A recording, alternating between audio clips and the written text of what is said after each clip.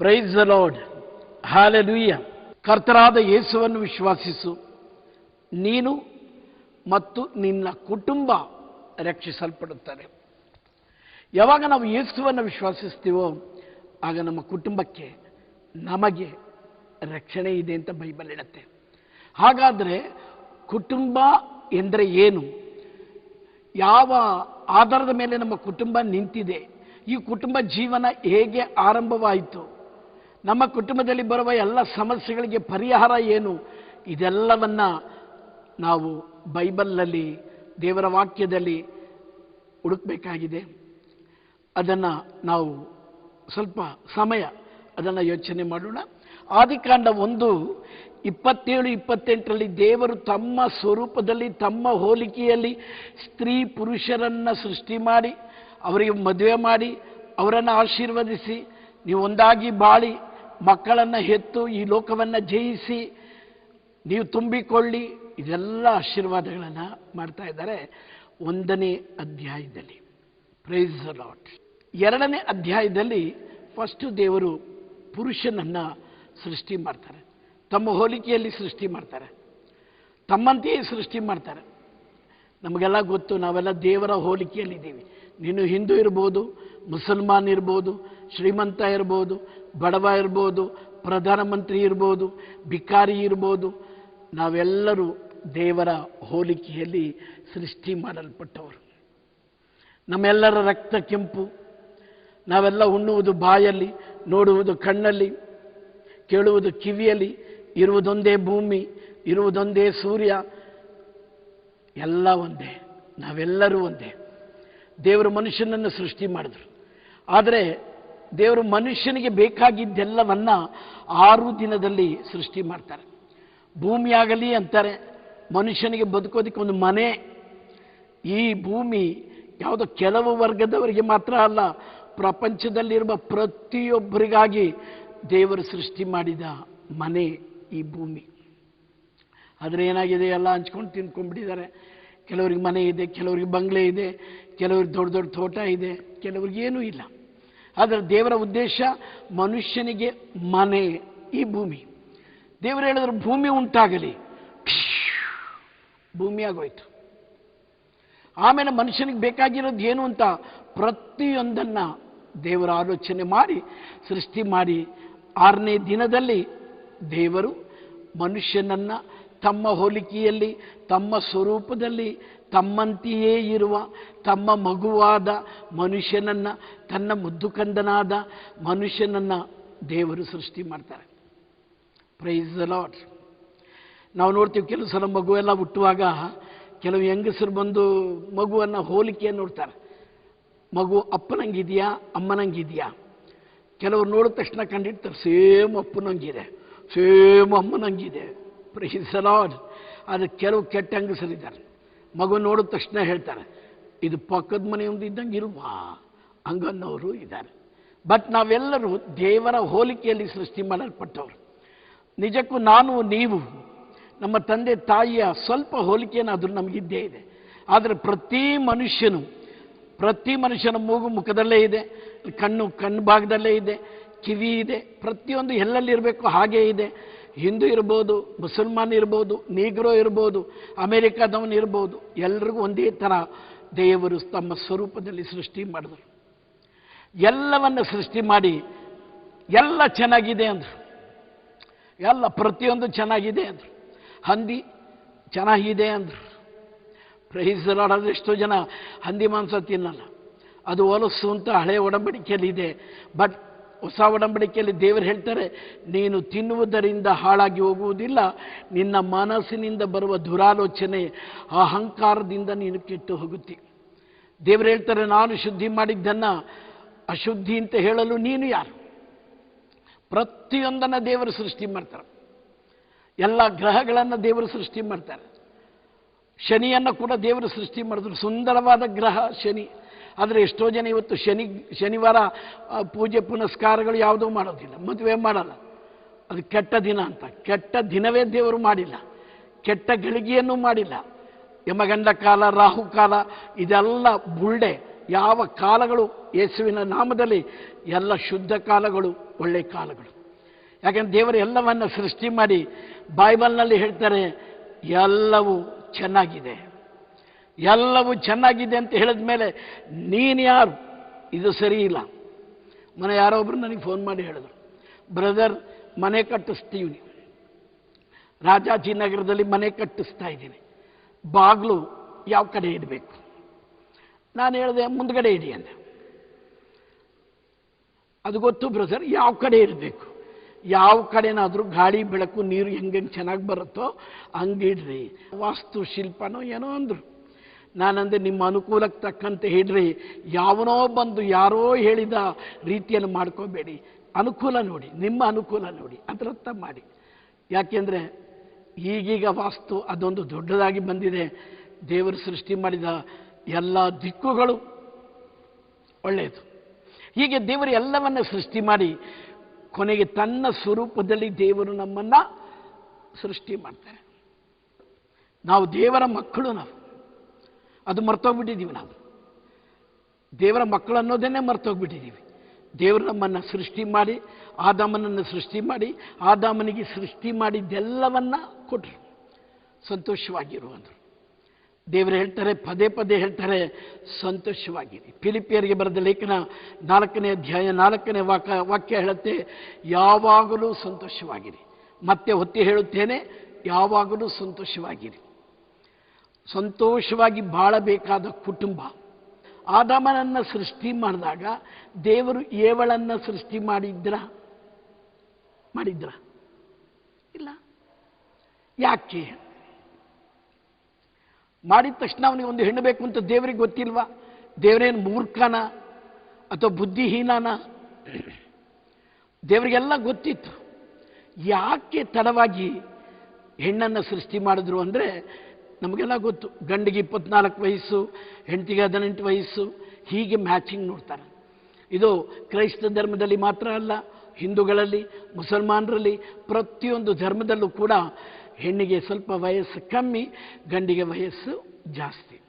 ಗಂಡ ರಕ್ಷಕ, ಹೆಂಡತಿ ಹೃದಯ. ಅದಕ್ಕಾಗಿ ದೇವರು ಆ ರೀತಿ ಮಾಡಿದ್ರು. Price the lord. ಹಾಗಾದರೆ ದೇವರು ಆದಾಮನನ್ನು ಸೃಷ್ಟಿ ಮಾಡಿದಾಗ ಏವಳು ಇರಲಿಲ್ವಾ? ಏವಳು ಇದ್ಲು. ಏವಳು ಆದಾಮನ ಪಕ್ಕೆ ಎಲುಬಾಗಿ ಅವನ ದೇಹದೊಳಗೆ ಹೃದಯದ ಪಕ್ಕದಲ್ಲೇ ಇದ್ಲು. ಸಮಯ ಬರೋ ತನಕ ದೇವರು ಕಾದ್ರು. ಆಮೇಲೆ ನೋಡಿದ್ರು ಒಂದು ದಾರಿ ಬಿಟ್ಕೊಂಡು ಓಡಾಡ್ತಾ ಇದ್ದಾನೆ. ಮದುವೆ ಎಲ್ಲ ಆದಮೇಲೆ ಮತ್ತೊಂದು ಸಲ ದಾರಿ ಬಿಡಬೇಕು ಅಂತ ಗೊತ್ತಿರಲಿಲ್ಲ ಅಂತ ಕಾಣುತ್ತೆ. ಅವನು ನೋಡ್ದ, 2 ಗುಬ್ಬಚ್ಚಿಗಳು ಪಕ್ಕ ಕೂತ್ಕೊಂಡು ಐ ಲವ್ ಯು ಅಂತಿದೆ. 2 ನಾಯಿಗಳು ಐ ಲವ್ ಯು ಅಂತಿದೆ. ಪ್ರತಿಯೊಂದು ಪ್ರಾಣಿಗಳಿಗೆ ಜೋಡಿ ಇದೆ. ಆದಾಮ ಸುತ್ತಮುತ್ತ ನೋಡ್ತಾನೆ, ತನಗೆ ಯಾರೂ ಇಲ್ಲ.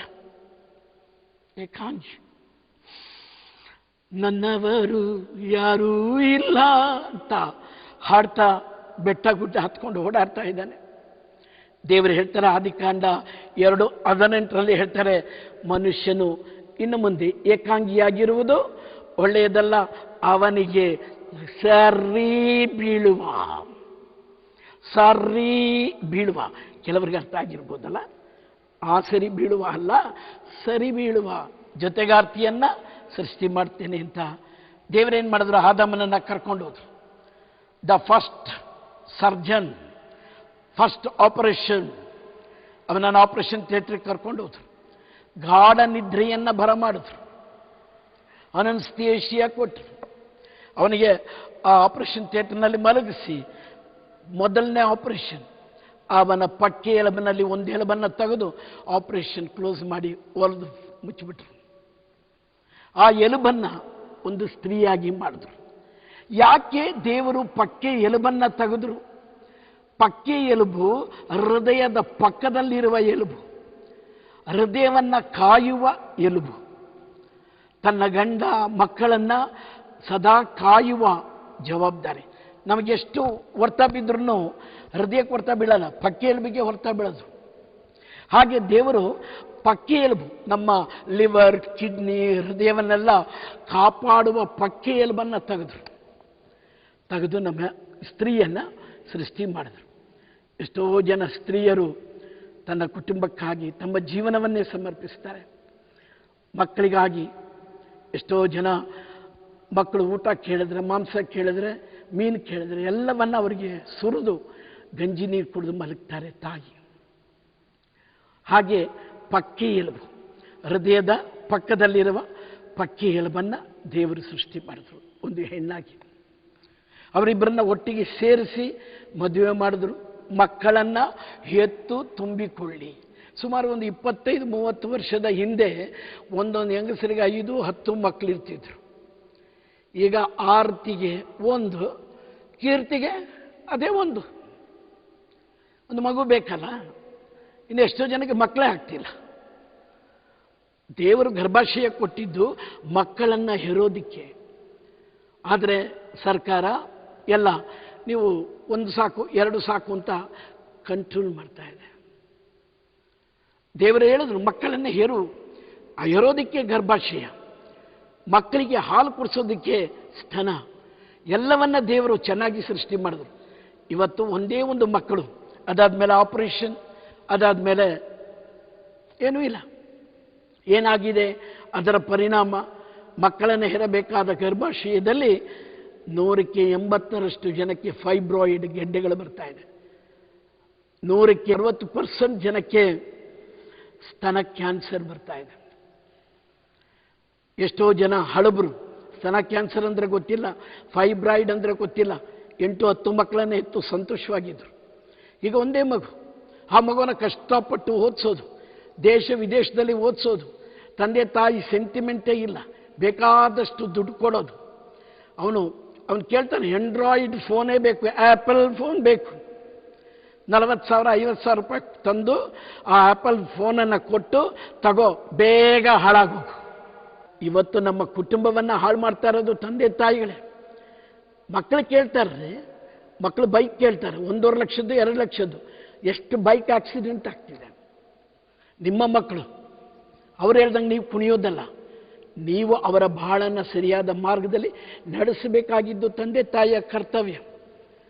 ಕೆಲವು ಹೆಂಗಸರು, ಕೆಲವು ತಾಯಿಯಂದಿರು ಮಕ್ಕಳನ್ನು ಮುದ್ದು ಮಾಡಿ ಮಾಡಿದ್ದ ತಪ್ಪನ್ನು ಮನಸ್ಸಿನಲ್ಲೇ ಇಟ್ಕೊಂಡು ಗಂಡನಿಗೆ ಹೇಳದೆ ಅವನಿಗೆ ಬೇಕಾದ ಎಲ್ಲ ಎಂಕರೇಜ್ಮೆಂಟ್ ಕೊಟ್ಟು ಅವನು ಬೆಳೀತಾ ಇದ್ದಂಗೆ ಸರ್ವನಾಶ ಮಾಡಿಬಿಡ್ತಾರೆ.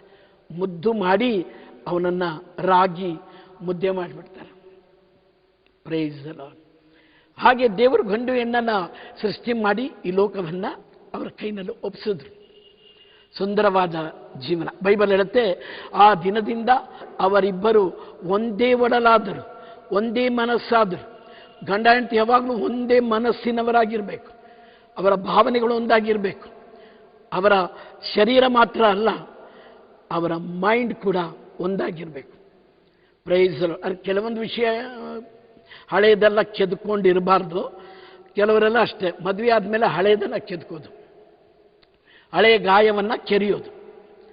ಒಂದು ಸಲ ಮದುವೆ ಆಯಿತು, ಫಸ್ಟ್ ನೈಟು, ಗಂಡ ಸ್ವಲ್ಪ ತಪ್ಪು ಮಾಡಿದ್ದ. ಫಸ್ಟ್ ನೈಟು ಹೆಂಡತಿ ಹತ್ರ ಹೇಳ್ದ, ಏನೇ ನಿನಗೆ ಲವ್ ಅಂದರೆ ಗೊತ್ತಾ? ಆಕೆ ಹೇಳಿದ್ಲು, ಲವ್ ಅಂದರೆ ನನಗೇನು ಗೊತ್ತೇ ಇಲ್ಲ, ಲವ್ ಅಂದರೆ ಸ್ಪೆಲ್ಲಿಂಗ್ ಕೂಡ ನನಗೆ ಗೊತ್ತಿಲ್ಲ, ಲವ್ ಅಂದರೆ ಏನ್ರಿ? ತಕ್ಷಣ ಗಂಡ ಕಣ್ಣೀರು ಹಾಕಕ್ಕೆ ಸ್ಟಾರ್ಟ್ ಮಾಡ್ದ. ನೀನೆಷ್ಟು ಪರಮ ಪರಿಶುದ್ಧಳು, ನಿನಗೆ ಲವ್ ಅಂದ್ರೇನೇ ಗೊತ್ತಿಲ್ಲ, ನಾನು ಪಾಪಿ ಕಣೆ, ನಿನ್ನ ಗಂಡನಾಗಲು ಯೋಗ್ಯತೆ ಇಲ್ಲ, ನನ್ನನ್ನು ಕ್ಷಮಿಸಿಬಿಡು, ನಾನು 7 ಜನರನ್ನ ಲವ್ ಮಾಡಿದ್ದೀನಿ ಕಣೆ. ಅಯ್ಯೋ, ಹೆಂಡತಿಗೆ ಸಿಟ್ಟು ಬಂದು ಸೆರಗ್ ತಗೊಂಡು ಸೊಂಟಕ್ಕೆ ಸಿಕ್ಕಿಸಿ, 7 ಜನನ ನಾನು 18 ಮಾಡಿದ್ದೀನಿ, ಬಾರ ಒಳಗೆ ಅಂತ. ಯಾವುದನ್ನು ಹೇಳಬಾರ್ದು, ಮದುವೆಗೆ ಮುಂಚೆ ಅದು ಇದು ನಡೆದಿರುತ್ತೆ, ಅದೆಲ್ಲ ಬಿಟ್ಟಾಗ್ತಾ ಇರಬೇಕು, ಮತ್ತೆ ಕೆದಕ್ತಾ ಇರಬಾರ್ದು. ನಿಮ್ಮ ಜೀವನ ಸುಂದರವಾಗಿರಬೇಕಾ? ಮದುವೆಯ ದಿನ ಹಳೆಯ ಎಲ್ಲವನ್ನ ಮರೆತು ಹೊಸ ಹೆಜ್ಜೆ ಇಡಬೇಕು, ಹೊಸ ತೀರ್ಮಾನ. ನನ್ನ ಗಂಡ, ನನ್ನ ಹೆಂಡತಿ, ನನ್ನನ್ನೇ ನಂಬಿ ಬರುವ ನನ್ನ ಹೆಂಡತಿ, ನನ್ನನ್ನೇ ನಂಬಿರುವ ನನ್ನ ಗಂಡ. ಹಳೆಯದು ಬೇಕಾದಷ್ಟು ಜನ ಗಂಡಸರು ಬರ್ತಾರೆ. ಒಂದು ಮನೆಯಲ್ಲಿ ಹೆಣ್ಣು ಮಗಳಿದ್ದಾಳೆ ಅಂದರೆ ನೋಡೋದಕ್ಕೆ ಬೇಕಾದಷ್ಟು ಜನ ಬರ್ತಾರೆ, ದಾರಿಯಲ್ಲಿ ಬೇಕಾದಷ್ಟು ಜನ ಲವ್ ಲೆಟರ್ ಕೊಡ್ತಾರೆ. ಅದೆಲ್ಲ ಬಿಟ್ಟಾಗ್ತಾ ಇರಬೇಕು. ಮದುವೆಯಾದ ಕ್ಷಣದಿಂದ ಒಂದು ಹೊಸ ಜೀವನವನ್ನು ಆರಂಭಿಸಬೇಕು. ಆ ಕುಟುಂಬ ಕೂಡಿ ಬಾಳಿದರೆ ಕುಟುಂಬ. ಆ ಕುಟುಂಬ ಸುಂದರವಾಗಿ ಇರಬೇಕು ಅಂದರೆ 4 ಸ್ತಂಭಗಳ ಆಧಾರದ ಮೇಲೆ ಆ ಕುಟುಂಬ ಇರುತ್ತೆ. ಆ 4 ಸ್ತಂಭ ಯಾವುದು? ಮೊದಲನೆಯ ಸ್ತಂಭ ಗಂಡ, ಎರಡನೆಯ ಸ್ತಂಭ ಹೆಂಡತಿ, ಮೂರನೆಯ ಸ್ತಂಭ ಮಕ್ಕಳು, ನಾಲ್ಕನೆಯ ಸ್ತಂಭ ತಂದೆ ತಾಯಿ. ಈ ಸ್ತಂಭದ ಮೇಲೆ ಮನೆ ನಿಂತಿರುತ್ತೆ. ಒಂದಲ್ಲಾಡಿದ್ರೂ ಮನೆ ಬಿದ್ದೋಗುತ್ತೆ. ಒಬ್ಬ ಮಗ ಕುಡಿದು ಬಂದ ಅಂದ್ರೆ ಕುಟುಂಬದ ಸಮಾಧಾನ ಹೋಯಿತು. ಇಲ್ಲ ಗಂಡ ಕುಡಿದು ಬಂದ, ಸಿಗರೇಟ್ ಸೇದ್ದ, ಹೊಡೆದಾಡ್ದ, ಕುಟುಂಬದ ಸಮಾಧಾನ ಹೋಯಿತು. ಹೆಂಡತಿ ಊರು ಸುತ್ತ ಬಂದ್ಲು, ಕುಟುಂಬದ ಸಮಾಧಾನ ಹೋಯಿತು. ಹಾಗೆ ಈ 4 ಸ್ತಂಭಗಳು ಸರಿಯಾಗಿರಬೇಕು. ಆವಾಗ ಮಾತ್ರ ಕೂಡಿ ಬಾಳಿದರೆ ಕುಟುಂಬ. ಯೇಸು ಇರುವ ಮನೆಯಲ್ಲಿ ಆನಂದ ಆನಂದ. ಇವತ್ತು ದೇವರು ಏನು ಹೇಳ್ತಾರೆ? ದೇವರು ಮದುವೆ ಮಾಡಿದ್ರು, ದೇವರು ಈ ಲೋಕದಲ್ಲಿ ಅವರನ್ನು ಬಿಟ್ಟರು. ಆದರೆ ಹೆಂಗಸರು ಹೇಗಿರಬೇಕು, ಹೆಂಡತಿಯರು ಹೇಗಿರಬೇಕು, ಗಂಡಂದಿರು ಹೇಗಿರಬೇಕು ಅನ್ನೋದನ್ನು ದೇವರ ವಾಕ್ಯದಲ್ಲಿ ನಾವು ಧ್ಯಾನಿಸೋಣ. ಕೊಲೋಸಿ 3:18 ಹೀಗೆ ಹೇಳುತ್ತೆ, ಸ್ತ್ರೀಯರೇ ನಿಮ್ಮ ನಿಮ್ಮ ಪತಿಯನ್ನು ಪ್ರಭು ಮೆಚ್ಚುವಂತೆ ತಗ್ಗಿ ಬಗ್ಗಿ ವಿಧೇಯತೆಯಿಂದ ಬಾಳಿರಿ. ನನಗೆ ಗೊತ್ತು, ಸಾರಿ ಹೆಂಗಸರೇ, ಸಹೋದರಿಯರೇ, ಬೇಸರ ಆಗಿರ್ಬೋದು. ಇದು ನಾನು ಹೇಳಿದ್ದಲ್ಲ. ಈ ಬ್ರದರ್ ಗಂಡಸರಿಗೆ ಸಪೋರ್ಟ್ ಮಾಡ್ತಾರೆ ಅಂತ ಬೈದಿದ್ದಾರೆ ಎಷ್ಟೋ ಜನ. ನಾನು ಹೇಳಿದ್ದಲ್ಲ, ಸಂತ ಪೌಲರು ಬರೀತಾ ಇದ್ದಾರೆ. ಸ್ತ್ರೀಯರೇ ನಿಮ್ಮ ನಿಮ್ಮ ಗಂಡನಿಗೆ ಪ್ರಭು ಮೆಚ್ಚುವಂತೆ ತಗ್ಗಿ ಬಗ್ಗಿ ವಿಧೇಯತೆಯಿಂದ ಬಾಳ್ರಿ. Praise the Lord. ಒಂದು ಕಾಲ ಇತ್ರಿ, ಗಂಡ ಮನೆಗೆ ಬರ್ತಾನೆ ಅಂದರೆ ಹೆಂಡತಿಯರು ಬಕೆಟ್ ತೊಗೊಂಡೋಗಿ ಹೊರಗೆ ನಿಂತ್ಕೊಂಡಿರೋರು, ಒಂದು ಟವಲ್ ಇಟ್ಕೊಂಡ್ರು.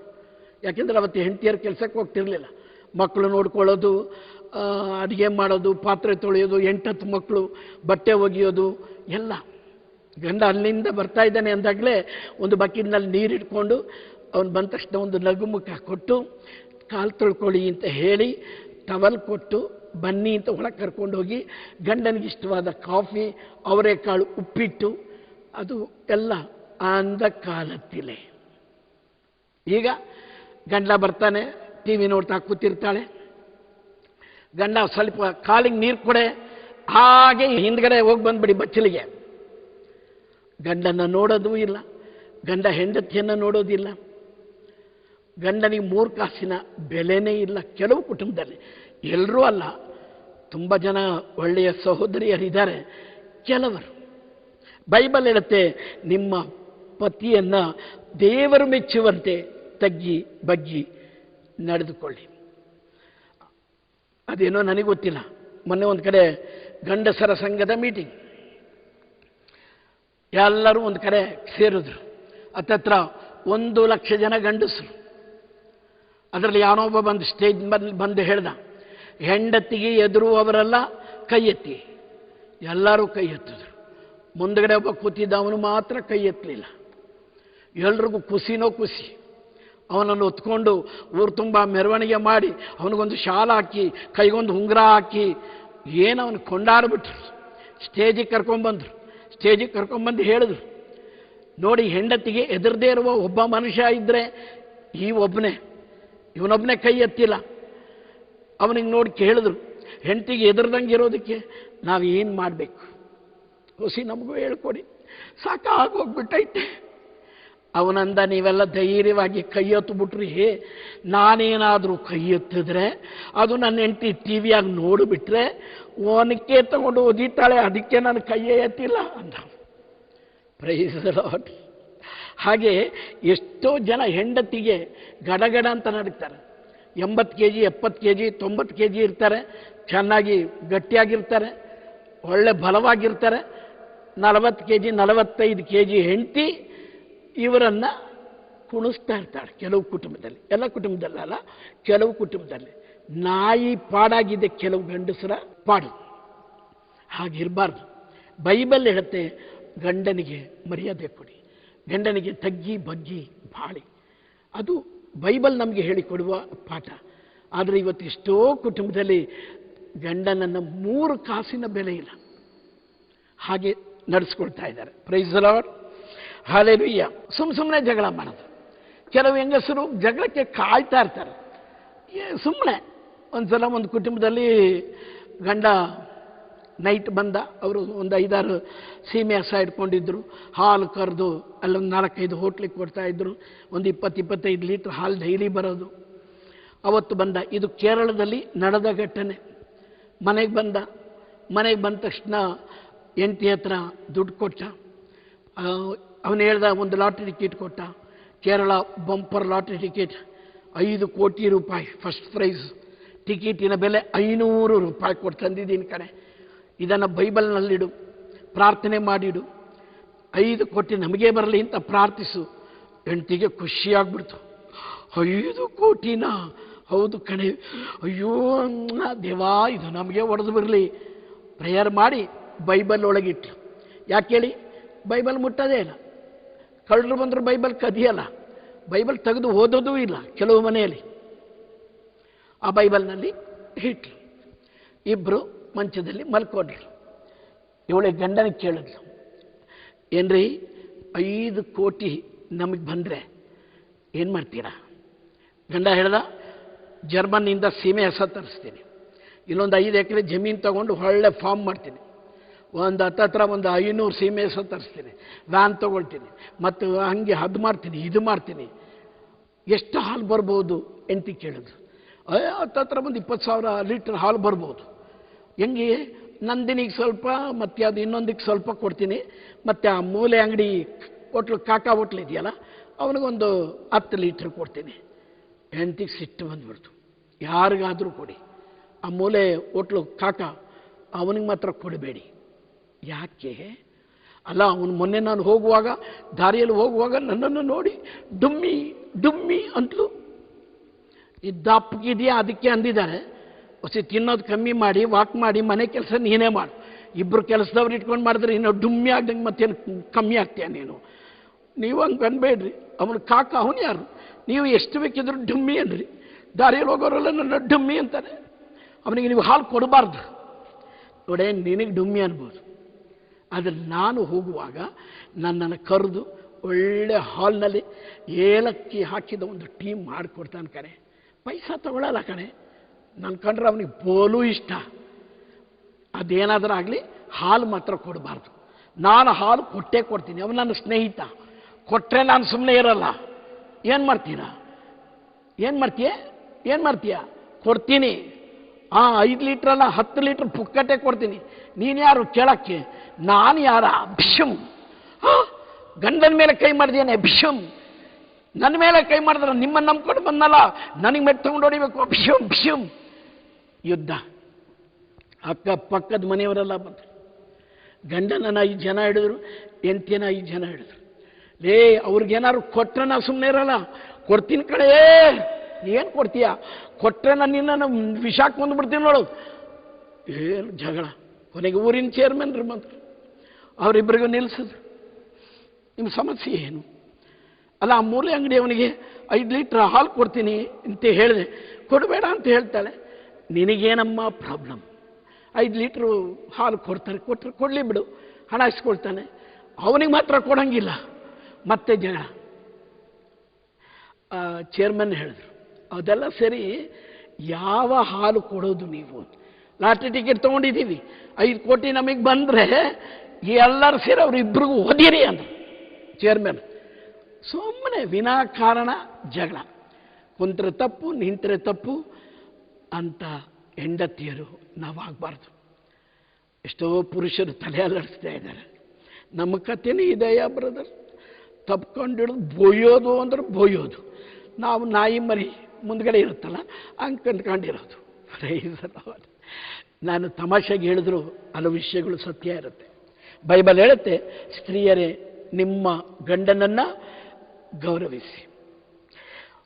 Price the lord. ಅದಕ್ಕೆ ನೋಡಿ, ಇಂಥ ಒಂದು ಹೆಂಡತಿ ಒಬ್ಬಳಿದ್ಲು. ಕೇರಳದಲ್ಲಿ ಪಟ್ಟಾಯಂ ಅಂತಲೇ ಯಾವುದೋ ಒಂದು ಊರು. ಅಲ್ಲಿ ನಾವು ಧ್ಯಾನ ಕೊಟ್ವಿ, ಸಮುದ್ರ ತೀರದಲ್ಲಿ ಧ್ಯಾನ ಕೊಟ್ವಿ. ಸುಮಾರು 30-40 ಸಾವಿರ ಜನ. Father George Panackel, Father Kuriakose, Father Mathew Naickomparambil, ದೊಡ್ಡ ನಾನು ಹೋಗಿದ್ದೆ. 5 ಗಂಟೆಗೆಲ್ಲ ಮುಗಿಸ್ಬೇಕು. ನಾನು ಅಲ್ಲಿ ಟಾಕ್ ಕೊಟ್ಟೆ.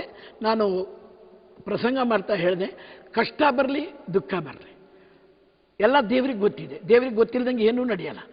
ನಾವು ಯಾವಾಗ ದೇವರನ್ನು ಸ್ತುತಿ ಮಾಡ್ತೀವೋ ಕಷ್ಟಗಳೆಲ್ಲ ಸಂತೋಷವಾಗುತ್ತೆ. ರೋಮನ್ 8:28 ಹೇಳುತ್ತೆ, ದೇವರನ್ನು ಪ್ರೀತಿಸುವವರಿಗೆ, ದೇವರನ್ನು ಅನುಸರಿಸುವವರಿಗೆ ಎಲ್ಲವೂ ಹಿತಕರವಾಗುತ್ತೆ. ಅದಕ್ಕೆ ಕಷ್ಟದಲ್ಲೂ ದೇವರನ್ನು ಸ್ತುತಿಸಿ, ಸಂತೋಷದಲ್ಲೂ ದೇವರನ್ನು ಸ್ತುತಿಸಿ. ಯೋಬ ನೋಡಿ, ಎಂಥ ಕಷ್ಟ ಬಂತು, ಮಕ್ಕಳು ಸತ್ತೋದು, ಮೈಯೆಲ್ಲ ಗುಳ್ಳೆ ಬಂತು, ಗೆಡ್ಡೆ ಬಂತು. ಅವನ ಹೆಂಡತಿ ಬಂದು ಹೇಳ್ತಾಳೆ, ಇನ್ನೂ ನೀನು ಆ ದೇವರನ್ನು ಸ್ತುತಿ ಮಾಡ್ತೀಯ? ದರಿದ್ರಾಗೋಗ್ಬಿಟ್ಟಿದ್ಯಾ, ರೋಗಿಯಾಗೋಗಿದೆಯಾ, ತಲೆ ಬೋಡ ಹೊಡೆದು ಬೂದಿಯಲ್ಲಿ ಕೂತ್ಕೊಂಡಿದ್ದೀಯಲ್ಲ, ಇನ್ನೂ ಆ ದೇವರನ್ನು ನಂಬ್ತೀಯ? ಆ ದೇವರನ್ನು ಒಸಿ ಬೊಯ್ದು ಆತ್ಮಹತ್ಯೆ ಮಾಡ್ಕೊಂಡು ಸಾಯಿ. ಆದರೂ ಯೋಬ ಕಷ್ಟದಲ್ಲೂ ಕೂಡ ದೇವರನ್ನು ಬೈಯಲಿಲ್ಲ. ದೇವರೇ ಕೊಟ್ಟರು, ದೇವರೇ ತಗೊಂಡ್ರು. ದೇವರ ನಾಮಕ್ಕೆ ಸ್ತೋತ್ರವಾಗಲಿ ಅಂತ ಯೋಬನ ಪುಸ್ತಕ 2ನೇ ಅಧ್ಯಾಯದಲ್ಲಿ ಯೋಬ ಮತ್ತೆ ದೇವರನ್ನು ಸ್ತುತಿಸ್ತಾನೆ. Price the lord. ಅವತ್ತು ಇದೆಲ್ಲವನ್ನ ನಾನು ಪ್ರಸಂಗದಲ್ಲಿ ಹೇಳಿದೆ. ನಮ್ಮ ಕಷ್ಟಗಳು ದೇವರಿಗೆ ಗೊತ್ತಿದೆ. ಮತ್ತಾಯನ ಸುವಾರ್ತೆ 6ನೇ ಅಧ್ಯಾಯ 8ನೇ ವಾಕ್ಯ ಹೇಳುತ್ತೆ, ನಿನ್ನ ಅಗತ್ಯಗಳು ಏನೆಂದು ನಿನ್ನನ್ನು ಸೃಷ್ಟಿ ಮಾಡಿದ ದೇವರಿಗೆ ಗೊತ್ತು. ಗೊತ್ತಿಲ್ವಾ? ನಿನ್ನ ಹೆಸರು ಗೊತ್ತಿಲ್ವಾ? ನಿನ್ನ ರೋಗ ಗೊತ್ತಿಲ್ವಾ? ನಿನ್ನ ಕಷ್ಟ ಗೊತ್ತಿಲ್ವಾ? ಎಲ್ಲ ಗೊತ್ತು ಅವರಿಗೆ. ನೀನೇನು ಹೇಳೋದೇ ಬೇಕಾಗಿಲ್ಲ. ಅದೆಲ್ಲ ಸಮರ್ಪಿಸಿ ಸ್ತುತಿ ಮಾಡ್ತಾ ಇದ್ರೆ ಅಷ್ಟೇ ಸಾಕು. ನೀ ಕಷ್ಟದಲ್ಲೂ ಕೂಡ ಪ್ರೈಸ್ ದಿ ಲಾರ್ಡ್ ಅಂತ ಹೇಳು, ನಷ್ಟ ಬಂದಾಗಲೂ ಪ್ರೈಸ್ ದಿ ಲಾರ್ಡ್ ಅಂತ ಹೇಳು. ಆ ಪ್ರಸಂಗ ಕೇಳಿ ಒಂದು ತಾಯಿ ಮನೆಗೋದ್ಲು. ಆಕೆ ಬಂದು ಹೇಳಿದ್ದು ಹೀಗೆ, ನನಗೆ ತುಂಬ ಕೋಪ. ನಮ್ಮ ಗಂಡ ಮೀನು ಹಿಡಿತಾನೆ, ಸಂಜೆ ಮೀನು ಹಿಡ್ಕೊಂಬರ್ತಾನೆ, ಮೀನು ಹುರಿದು ಕೊಡಬೇಕು, ಮೀನು ಸಾರು ಮಾಡಿಕೊಡ್ಬೇಕು. ಬಾಯಿಗೆ ಬಂದಾಗ ಕುಡಿದು ಬಂದು ಬೈಯೋದು, ಇವತ್ತು ಉಪ್ಪು ಜಾಸ್ತಿ, ಇವತ್ತು ಖಾರ ಜಾಸ್ತಿ, ಇವತ್ತು ರುಚಿನೇ ಇಲ್ಲ, ಬೈಯೋದು ಹೊಡಿಯೋದು. ನನಗೆ ಸಾಕಾಗೋಗ್ಬಿಟ್ಟಿದೆ. ಅದಕ್ಕೆ ಧ್ಯಾನಕ್ಕೆ ಬಂದಿದ್ಲು. ಬಂದ ತಕ್ಷಣ ನನ್ನ ಗಂಡನನ್ನು ಸಮರ್ಪಿಸಿ, ಬ್ರದರ್ ಟಿ.ಕೆ. ಜಾರ್ಜ್ ಹೇಳಿದ ಮೇಲೆ ನನ್ನ ಗಂಡನನ್ನೇ ಸಮರ್ಪಿಸಿ ಸ್ತುತಿ ಮಾಡೋಕ್ಕೆ ಸ್ಟಾರ್ಟ್ ಮಾಡಿದೆ. ನನಗೆ ಇಂಗ್ಲೀಷ್ ಬರಲ್ಲ. ಪ್ರೈಸ್ ದಿ ಲಾರ್ಡ್ ಅಂತ ಕಲ್ತ್ಕೊಂಡೆ. ಕಷ್ಟ ನಷ್ಟ ಎಲ್ಲವನ್ನು ಸಮರ್ಪಿಸಿ praise the lord, praise the lord ಅಂತ. 2ನೇ ದಿನ ಧ್ಯಾನ ಮುಗಿದಾಗ 5:15 ಆಗೋಗ್ಬಿಟ್ಟಿತ್ತು. ಮನೆಗೆ ತಲುಪಿದಾಗ 7 ಗಂಟೆ ಆಗೋಗಿತ್ತು. ನನ್ನ ಗಂಡ ಮೀನು ಹಿಡ್ಕೊಂಡು ಬುಸ್ಕುಟ್ಕೊಂಡು ಕೂತ್ಕೊಂಡಿದ್ದ. ನನ್ನನ್ನು ನೋಡಿದ್ದೆ, ಸಿಟ್ಟು ಬಂದು ನನ್ನ ಕೆನ್ನೆಗೊಂದು ಬಿಟ್ಟ. ಎಷ್ಟೊತ್ತೇ ಹೋಗೋದು? 7 ಗಂಟೆನಾ? ತಕ್ಷಣ ನಾನು ಹೇಳಿದೆ, ಪ್ರೈಸ್ ದಿ ಲಾರ್ಡ್. ಏನೇ ಇಂಗ್ಲೀಷ್ನಲ್ಲಿ ಬೇರೆ ಬೈತೀಯಾ? ಮತ್ತೊಂದು ಕೊಟ್ಟ ನನ್ನ ಗಂಡ. ನಾನು ಹೇಳಿದೆ, ಪ್ರೈಸ್ ದಿ ಲಾರ್ಡ್. ಮತ್ತೆ ಅದೇ ಬೈತೀಯ? ಬಿಶುಮ್, ಪ್ರೈಸ್ ದಿ ಲಾರ್ಡ್. 10-20 ಹೊಡ್ತಾ ಹೊಡೆದ. ನಾನು praise the lord, praise the lord, praise the lord ಅಂತ ಹೇಳ್ತಾ ಬಂದೆ. ತಡಿ ಮಾಡ್ತೀನಿ ಅಂತ, ಕುಡಿದು ಬರ್ತೀನಿ ಅಂತ ಕುಡಿಯಕ್ಕೆ ಹೋದ. ದಾರಿ ಉದ್ದಕ್ಕೂ ಪ್ರೈಸ್ ದಿ ಲಾರ್ಡ್ ಹೇಳ್ತೀಯಾ? ಇಂಗ್ಲೀಷ್ನಲ್ಲಿ ಬೈತೀಯಾ? ಮಾಡ್ತೀನಿ ತಡಿ, ಒಂದಿಷ್ಟು ಹಾಕೊಂಡ್ಮೇಲೆ ನೀನು ಸರಿಯಾಗಿ ಗುದ್ದುತ್ತೀನಿ ಅಂತ ಬಂದ. ದಾರಿಯಲ್ಲಿ ಫ್ರೆಂಡ್ ಕೇಳಿದ್ರು, ಇವನು praise the lord, praise the lord ಅಂತ ಹೇಳ್ತಾ ಇದ್ದ. ಏನೋ ಧ್ಯಾನಕ್ಕೆ ಹೋಗಿದ್ಯಾ? ಇಲ್ಲ ಕಣೋ, ನನ್ನ ಹೆಂಡತಿ ಧ್ಯಾನಕ್ಕೆ ಹೋಗಿ ಬಂದಮೇಲೆ ಇಂಗ್ಲೀಷ್ನಲ್ಲಿ ಬೈತವಳೆ. 4 ಬಿಟ್ಟೆ ಇವತ್ತು. ಒಂದೊಂದು ಹೊರ್ತಕ್ಕೂ praise the lord, praise the lord ಅಂತ ಬಾಯಿ ಬಂದಂಗೆ ಬೈದ್ಲು. ಏ ಮಂಗಣ, ಪ್ರೈಸ್ ದಿ ಲಾರ್ಡ್ ಅಂದರೆ ದೇವರಿಗೆ ಸ್ತೋತ್ರ ಅಂತ. ಪಾಪ ನಿನ್ನ ಹೆಂಡತಿ ಮುಂಚೆ ಆಗಿದ್ದರೆ ಅಂಥ ಮಗನೇ ಇಂಥ ಮಗನೇ ಅಂತ ಓಡಾಡಿಸ್ಕೊಂಡು ಹೊಡಿತಿದ್ಲು. ಈಗೇನು ಏನೂ ಹೇಳ್ತಾ ಇಲ್ಲ. ನೀನು ಹೊಡೆದಾಗೆಲ್ಲ ಯೇಸುವೇ ಸ್ತೋತ್ರ, ದೇವರೇ ಸ್ತೋತ್ರ ಅಂತ ಹೇಳ್ತಾ ಇದ್ದಾಳೆ. ಅಂತ ಒಂದು ಒಳ್ಳೆ ಹೆಂಡತಿಗೆ ಎಷ್ಟು ಹೊಡೆದು ಬಿಟ್ಟಿಯೋ. ಹೋಗು, ಕುಡಿಯೋದು ಬಿಟ್ಟು ಇವತ್ತು ಹೆಂಡತಿ ಕಾಲು ಹಿಡ್ಕೊಂಡು ಕ್ಷಮೆ ಕೇಳು. ಬೈಲಿಲ್ವಾ? ಇಲ್ಲ ಕಣ್ಣ. ಪ್ರೈಸ್ ದಿ ಲಾರ್ಡ್ ಅಂದ್ರೆ ಏನು ಅರ್ಥ ಗೊತ್ತಾ? ದೇವರಿಗೆ ಮಹಿಮೆಯಾಗಲಿ ಅಂತ. ಹಂಗ ಮನೆಗೆ ಬಂದ. Praise the lord.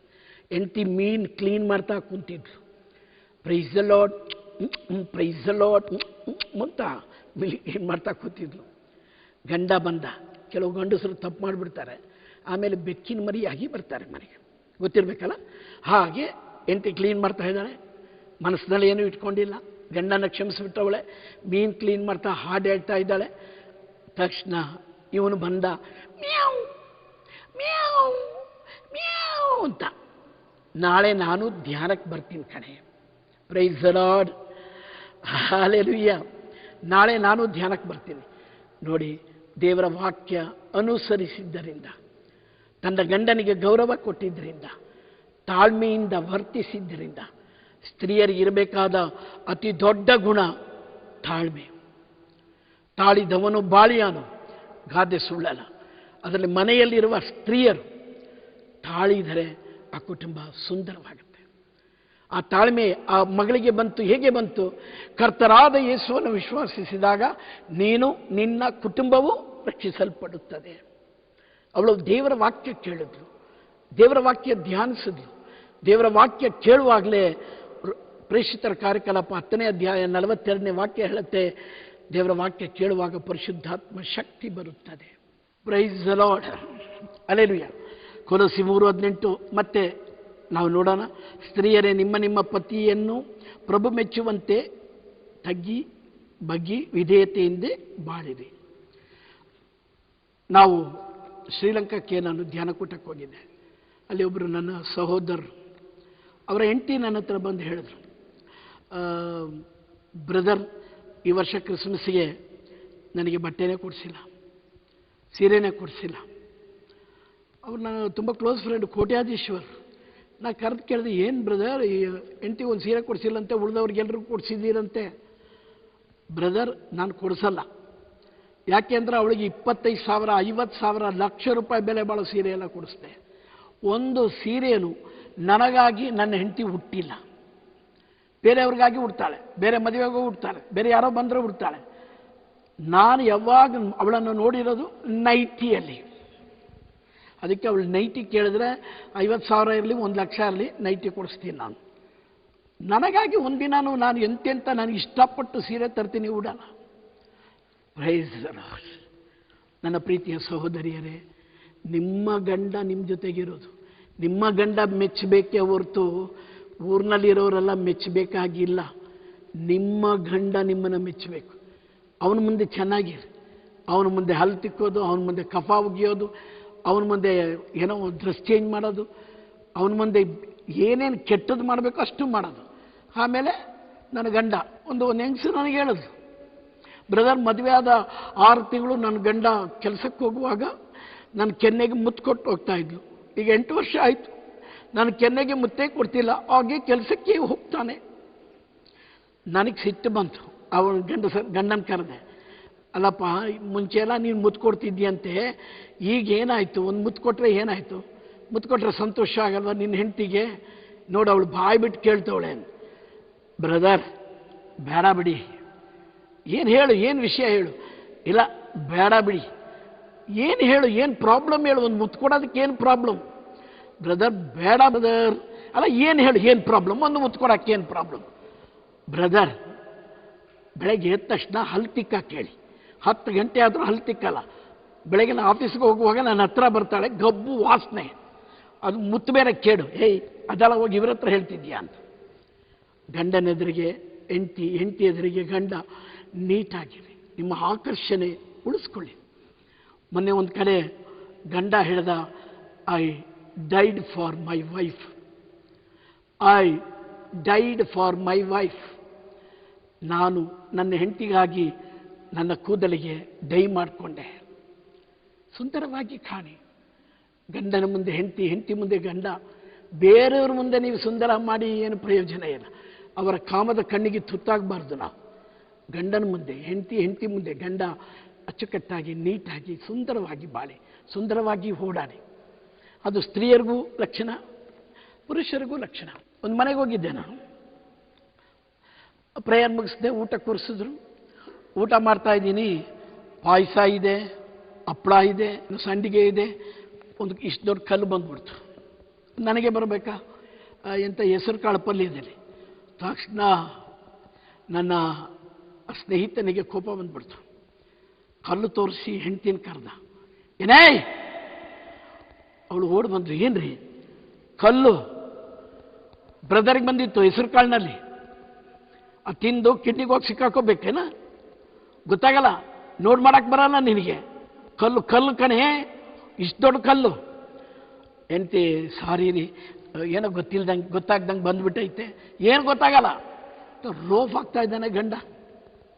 ಬೈಬಲ್ ಹೇಳುತ್ತೆ, ಕೊಲೋಸಿ 3:19 ಪುರುಷರೇ, ನಿಮ್ಮ ಹೆಂಡತಿಯನ್ನ ಪ್ರೀತಿಸಿರಿ, ನಿಮ್ಮ ಹೆಂಡತಿ ನಿಮ್ಮನ್ನು ನಂಬಿ ಎಲ್ಲವನ್ನು ಬಿಟ್ಟು ಬಂದಿದ್ದಾಳೆ.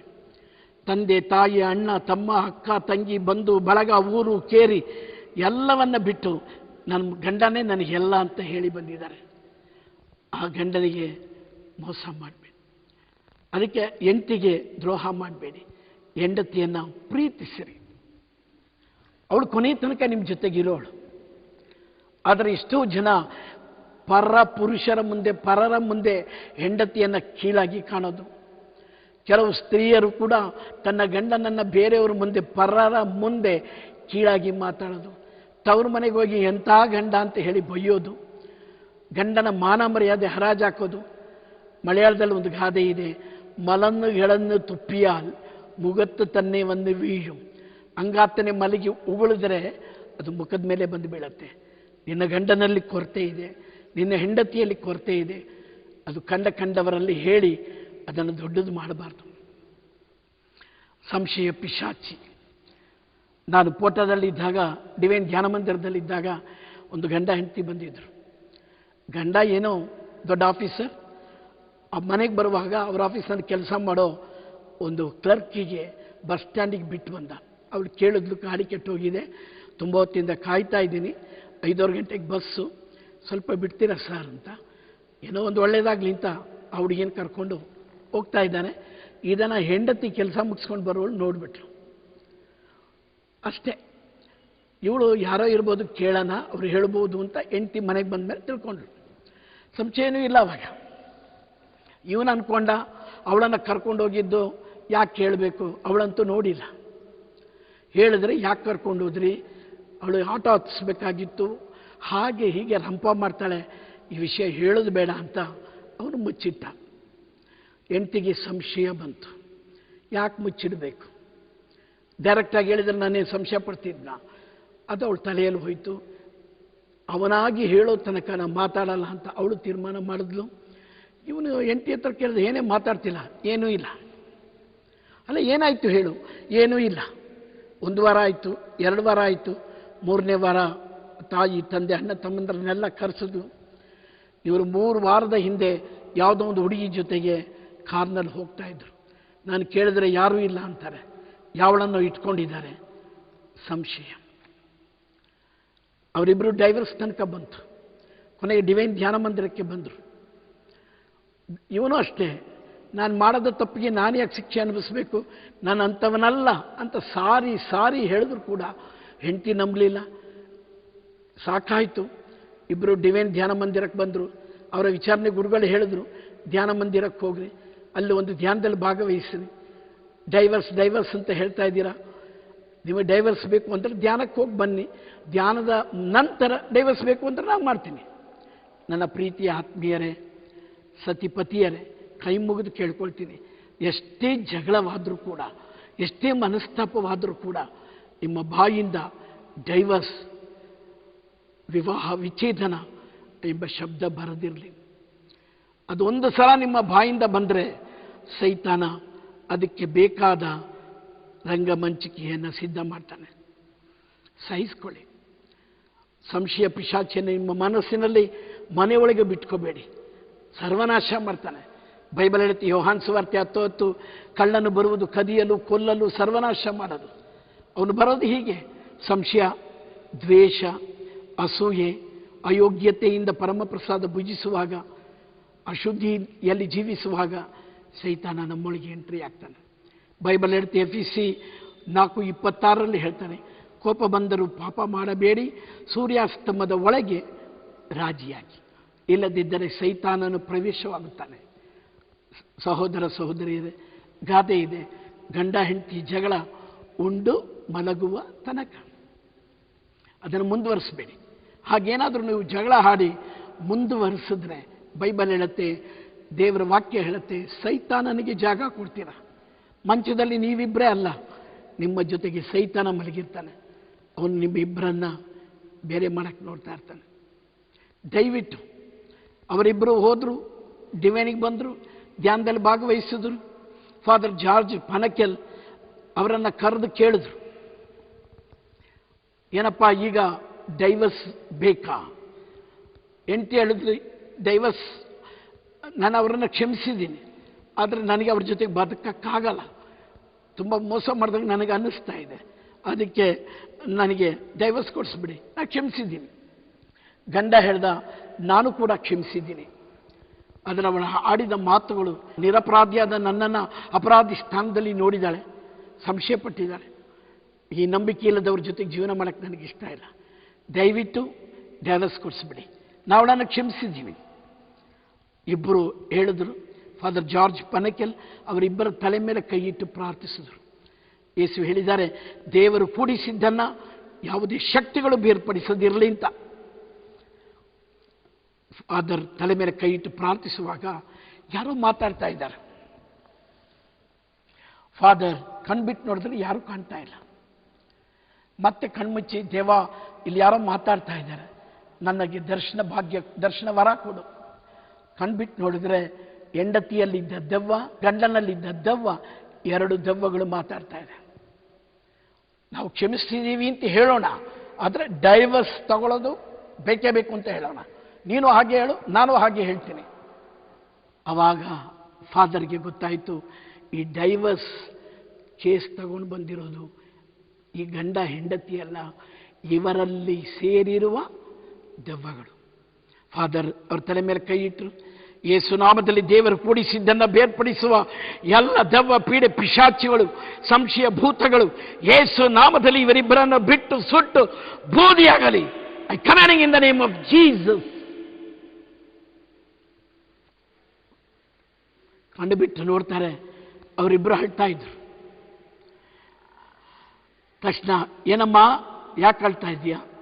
ಫಾದರ್, ನನಗೆ ಅವ್ರು ಬಿಟ್ಟು ಬದುಕಕ್ಕಾಗಲ್ಲ, ಏನೋ ಸಿಟ್ಟಿನಲ್ಲಿ ಹೇಳಿಬಿಟ್ಟಿದ್ದೀನಿ, ಕ್ಷಮಿಸಕ್ಕೆ ಕೇಳಿ, ನನಗೆ ಡೈವರ್ಸ್ ಬೇಡ. ಗಂಡ ಹೇಳ್ದ, ಹೌದು ಫಾದರ್, ಅವಳನ್ನು ಬಿಟ್ಟು ನನಗೆ ಬದುಕಕ್ಕಾಗಲ್ಲ, 22 ವರ್ಷ ಬದುಕ್ಬಿಟ್ಟಿದ್ದೀನಿ, ಡೈವರ್ಸ್ ಬೇಡ ಅಂತ ಹೇಳಿ. ಇಬ್ಬರು ಅಲ್ಲಿವರೆಗೂ ಕೈಯಲ್ಲಿ ಜಗಳ ಆಡ್ತಿದ್ದವರು ಈಗ ಕಾಲಿಡಿಯಕ್ಕೆ ಜಗಳ, ನನ್ನನ್ನು ಕ್ಷಮಿಸಿಬಿಡು, ನನ್ನನ್ನು ಕ್ಷಮಿಸಿಬಿಡು. ಹಾಗೆ ದೇವರು ಕೂಡಿಸಿದ್ದನ್ನು ಬೇರ್ಪಡಿಸುವ ಶಕ್ತಿಗಳು ಸೈತಾನನ ಶಕ್ತಿಗಳು. ಕೆಲವು ಸಲ ಮನುಷ್ಯನ ರೂಪದಲ್ಲಿ ಬರ್ತಾರೆ, ಸ್ನೇಹಿತರ ರೂಪದಲ್ಲಿ ಬರ್ತಾರೆ, ಯಾವುದೋ ಒಂದು ರೂಪದಲ್ಲಿ ಬಂದು ಗಂಡ ಹೆಂಡತಿಯ ಮನಸ್ಸಿನಲ್ಲಿ ವಿಷ ತುಂಬ್ತಾರೆ. ಆಗ ಆಗ್ಬಾರ್ದು. ಗಂಡ ಹೆಂಡತಿ ಪ್ರಾರ್ಥಿಸಬೇಕು. ಯಾವ ಕುಟುಂಬದಲ್ಲಿ ಪ್ರಾರ್ಥನೆ ಇದೆಯೋ, ಮತ್ತಾಯನ ಸುವಾರ್ತೆ 18:19 ಹೇಳುತ್ತೆ, 2-3 ಜನ ಒಂದೇ ಮನಸ್ಸಿನಲ್ಲಿ ಎಲ್ಲಿ ಪ್ರಾರ್ಥಿಸ್ತಾರೋ ಅವರ ಮಧ್ಯದಲ್ಲಿ ಯೇಸು ಇರ್ತಾರೆ. ಯಾರು 2-3 ಜನ? ಗಂಡ ಹೆಂಡತಿ ಮಕ್ಕಳು. ಯಾವ ಕುಟುಂಬದಲ್ಲಿ ಸಂಧ್ಯಾ ವಂದನೆ ಇದೆಯೋ, ಸಂಧ್ಯಾ ಪ್ರಾರ್ಥನೆ ಇದೆಯೋ, ಜಪಸರ ಪ್ರಾರ್ಥನೆ ಇದೆಯೋ, ದೇವರ ವಾಕ್ಯ ಧ್ಯಾನಿಸ್ತಾರೋ ಆ ಕುಟುಂಬದಲ್ಲಿ ದೇವರ ಪ್ರಸನ್ನತೆ ಇದೆ. 2-3 ಜನ ಯೇಸುನಾಮದಲ್ಲಿ ಎಲ್ಲಿ ಸೇರ್ತಾರೋ ಅವರ ಮಧ್ಯದಲ್ಲಿ ಯೇಸು ಇರ್ತಾರೆ. ಯೇಸು ಇರ್ತಾರೆ. ಕುಟುಂಬ ಪ್ರಾರ್ಥನೆ. ಯಾವಾಗ ನೀವು ಪ್ರಾರ್ಥಿಸ್ತೀರೋ ನಿಮ್ಮ ಕುಟುಂಬದಲ್ಲಿ ಪ್ರೀತಿಯ ಐಕ್ಯತೆ ಬರುತ್ತೆ. ಯಾವಾಗ ಪ್ರಾರ್ಥಿಸಿದಾಗ ಪ್ರೀತಿಯ ಐಕ್ಯತೆ ಬರುತ್ತೋ ಅಲ್ಲಿ ಕ್ಷಮೆಯ ಶಕ್ತಿ ಸಿಗತ್ತೆ. ಯಾವಾಗ ಪ್ರಾರ್ಥಿಸ್ತೀರೋ ಅಲ್ಲಿ ಪ್ರೀತಿ, ಕ್ಷಮೆ, ತಾಳ್ಮೆ ಬರುತ್ತೆ. ಯಾವಾಗ ನಾವು ಪ್ರಾರ್ಥಿಸ್ತೀವೋ, ಪ್ರಾರ್ಥಿಸಿದಂತೆ ಪ್ರವರ್ತಿಸುತ್ತೀವೋ, ದೇವರ ವಾಕ್ಯವಂತೆ ಜೀವಿಸ್ತೀವೋ ಆಗ ಸೇವಾ ಮನೋಭಾವ ಸಿಗತ್ತೆ. ಹೀಗೆ ಒಂದು ಕುಟುಂಬವನ್ನು ಒಂದು ಸುಂದರ ಕುಟುಂಬವಾಗಿ ಮಾರ್ಪಡಿಸಬಹುದು. ಕೂಡಿ ಬಾಳಿದರೆ ಕುಟುಂಬ. ಇವತ್ತು ಸಮಾಧಾನ ಬೇಕು. ಇವತ್ತು ಬೇರೆಯವರು ನನ್ನ ಗಂಡ ಏನು ತಪ್ಪು ಮಾಡ್ತಾನೆ, ನನ್ನ ಹೆಂಡತಿ ಏನು ತಪ್ಪು ಮಾಡ್ತಾಳೆ, ನನ್ನ ಮಕ್ಕಳು ಏನು ತಪ್ಪು ಮಾಡ್ತಾರೆ ನೋಡಬೇಡಿ. ನಾನೆಲ್ಲಿ ತಪ್ಪಿದ್ದೇನೆ, ನಾನೆಲ್ಲಿ ನನ್ನ ಕುಟುಂಬದ ಸಮಾಧಾನವನ್ನು ಹಾಳು ಮಾಡ್ತಾ ಇದ್ದೇನೆ, ನನ್ನಿಂದಾಗಿ ಏನು ಆಗಿದೆ ಅನ್ನೋದನ್ನು ನಾವು ಧ್ಯಾನಿಸಬೇಕು. ಅತಿ ಪ್ರಮುಖವಾದ ಸ್ಥಾನ, 3ನೇ ಸ್ತಂಭ ತಂದೆ ತಾಯಿ.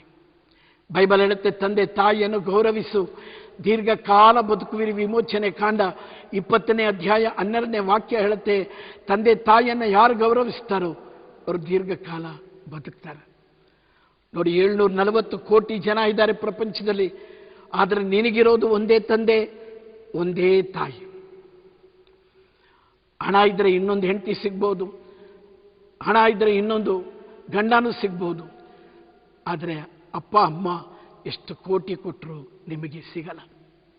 ಅದಕ್ಕೆ ಬೈಬಲ್ ಹೇಳುತ್ತೆ, ಮಕ್ಕಳೇ ನಿಮ್ಮ ತಂದೆ ತಾಯಿಯನ್ನು ಗೌರವಿಸಿರಿ, ಆಗ ನೀವು ದೀರ್ಘಕಾಲ ಬದುಕುವಿರಿ. ದೇವರು ನೀವು ತಂದೆ ತಾಯಿನ ಗೌರವಿಸಿದ್ರೆ ಬಹುಕಾಲ ಬದುಕ್ತೀರ, ಗೌರವಿಸದೇ ಇದ್ದರೆ ಬಹು ಬೇಗ ಸಾಯ್ತೀರ. ಆದರೆ ಈಗಿನ ಕಾಲದಲ್ಲಿ ತಂದೆ ತಾಯಿ ಮೇಲೆ ಪ್ರೀತಿ ಕಳ್ಕೊಂಡಿದ್ದಾರೆ ಮಕ್ಕಳು. ಮಾಡರ್ನ್ ಲೈಫ್, ತಂದೆ ತಾಯಿ ಬಗ್ಗೆ ಗೌರವ ಇಲ್ಲದ ಕುಟುಂಬಗಳು. ಬೆಳೀತಾ ಬೆಳೀತಾ ವಿದೇಶಕ್ಕೆ ಹೋಗ್ಬಿಡ್ತಾರೆ, ಅಲ್ಲಿ ಯಾವುದೋ ಕೆಲಸ ಸೇರಿಬಿಡ್ತಾರೆ, ಅಲ್ಲಿ ಯಾವುದೋ ಒಂದು ಹುಡುಗಿಯನ್ನು ಮದುವೆ ಆಗಿಬಿಡ್ತಾರೆ, ಅಲ್ಲಿಯ ಸಿಟಿಸನ್ ತೊಗೊಂಡ್ಬಿಡ್ತಾರೆ. ವಯಸ್ಸಾದ ತಂದೆ ತಾಯಿಯನ್ನು ವೃದ್ಧಾಶ್ರಮಕ್ಕೆ ಬಿಡ್ತಾರೆ. ವಯಸ್ಸಾದ ಮೇಲೆ ನನ್ನ ಮಕ್ಕಳು ಒಂದು ಊಟ ಕೊಡ್ಬೋದು, ಪ್ರೀತಿಯಿಂದ ಮಾತಾಡ್ಬೋದು, ನಮ್ಮನ್ನು ಸಾಕ್ಬೋದು ಅಂತ ನಿರೀಕ್ಷೆ ಇಟ್ಟಿದ್ದ ತಂದೆ ತಾಯಿಗಳ ಕಣ್ಣಲ್ಲಿ ಕಣ್ಣೀರು ತರಿಸುವ 80% ಮಕ್ಕಳು ಈಗಿನ ಪ್ರಪಂಚದಲ್ಲಿ. ಒಂದು ಕಾಲದಲ್ಲಿ 10 ಮಕ್ಕಳು ಇರ್ತಿದ್ರು, 15 ಮಕ್ಕಳು ಇರ್ತಿದ್ರು. ಯಾರಾದರೂ ಒಬ್ಬರು ವಯಸ್ಸಾದ ಕಾಲದಲ್ಲಿ ಊಟ ಹಾಕ್ತಾ ಇದ್ರು. ಆದರೆ ಇರೋದೊಂದೇ ಅಥವಾ 2. ಅಪ್ಪ ಅಮ್ಮನಿಗೆಲ್ಲ ಏನು, ನಮ್ಮ ಮಕ್ಕಳು ಗೌರ್ಮೆಂಟ್ ಸ್ಕೂಲ್ ಬೇಡ, ದೊಡ್ಡ ಕಾನ್ವೆಂಟ್ ಬೇಕು, ಫಾರಿನ್ಗೆ ಹೋಗಬೇಕು, ವಿದೇಶದಲ್ಲಿ ಓದಿಸ್ಬೇಕು, ಓದು ಓದು ಓದು. ನಾವೆಲ್ಲ 7th ಓದೋ ತನಕ ಒಂದು ರಫ್ ನೋಟ್ ಇಟ್ಕೊಂಡು ಓಡಾಡ್ತಾ ಇದ್ದವರು. ನಾವೆಲ್ಲ ಬದುಕಿರ್ಲಿಲ್ವ? ಅಬ್ದುಲ್ ಕಲಾಂ ಹಳ್ಳಿಯಲ್ಲಿ ಓದಿದ್ದು, ಲಾಲ್ ಬಹದ್ದೂರ್ ಶಾಸ್ತ್ರಿ ಹಳ್ಳಿಯಲ್ಲಿ ಓದಿದ್ದು. ಅವರೆಲ್ಲ ದೊಡ್ಡ ಸ್ಥಾನಕ್ಕೆ ಬರಲಿಲ್ವಾ? ಆದರೆ ನಮ್ಮ ತಲೆಯಲ್ಲಿದೆ, ನನ್ನ ಮಕ್ಕಳು ದೊಡ್ಡ ದೊಡ್ಡ ಕಾನ್ವೆಂಟು, ಕೋಟ್ಯಾಧೀಶ್ವರು ಓದುವ ಶಾಲೆಯಲ್ಲೇ ಓದಬೇಕು ಅಂತ ಲಕ್ಷಾಂತರ ರೂಪಾಯಿ ಖರ್ಚು ಮಾಡಿ ಮಕ್ಕಳನ್ನು ಓದಿಸ್ತೀವಿ.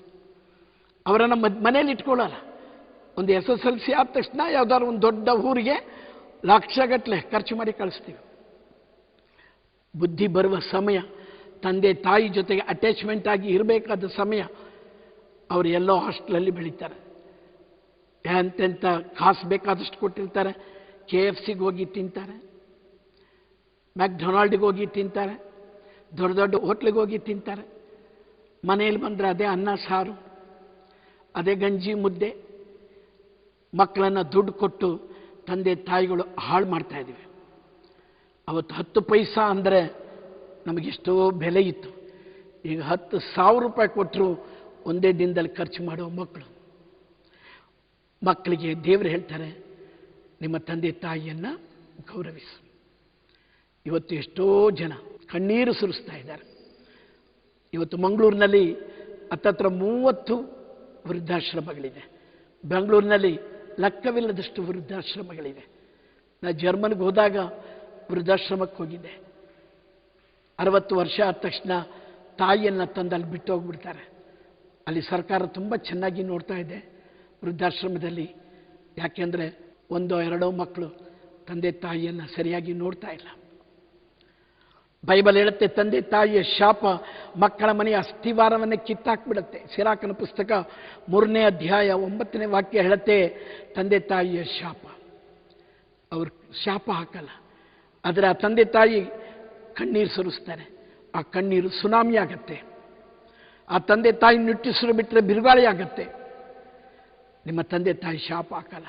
ನೀವೆಷ್ಟು ತಪ್ಪು ಮಾಡಿ ಮತ್ತೆ ಹೋಗಿ ಡ್ಯಾಡಿ ಸಾರಿ, ಮಮ್ಮಿ ಸಾರಿ ಅಂತ ಒಂದು ಮಾತು ಕೇಳಿಕೊಂಡ್ರೆ, ಆಯಿತು ಕಂದ ಪರವಾಗಿಲ್ಲ ಬಾ ಅಂತ ಮತ್ತೆ ನಿಮ್ಮನ್ನು ಮುದ್ದಾಡುವ, ನಿಮ್ಮನ್ನು ಕ್ಷಮಿಸುವ, ನಿಮ್ಮನ್ನು ಪ್ರೀತಿಸುವ ಒಂದು ಹೃದಯ ಇದ್ದರೆ ತಂದೆ ತಾಯಿ.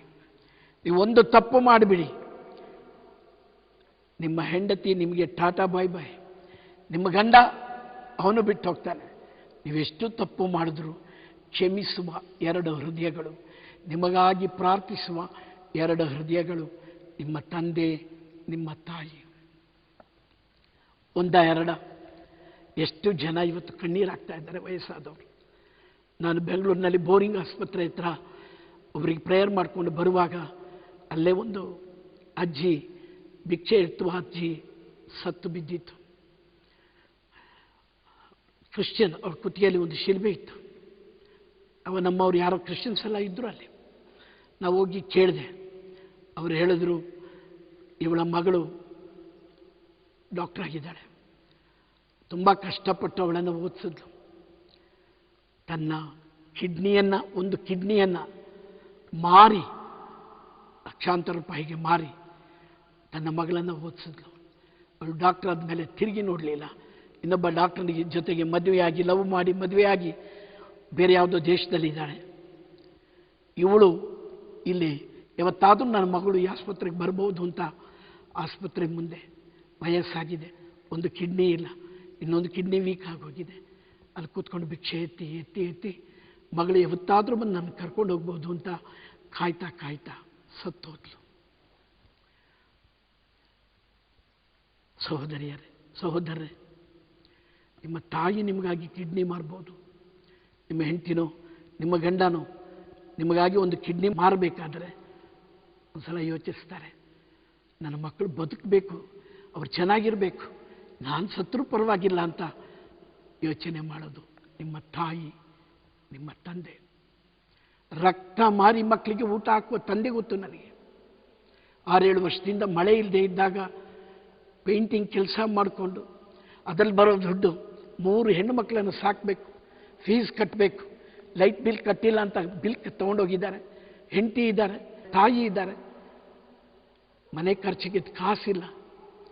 ಸೊಸೈಟಿ ಅಕ್ಕಿ ತೊಗೊಂಡೋಗಿ ಊಟ ಮಾಡುವ ಒಬ್ಬರು ಯಜಮಾನರು ನನಗೆ ಸಿಕ್ಕಿದ್ರು.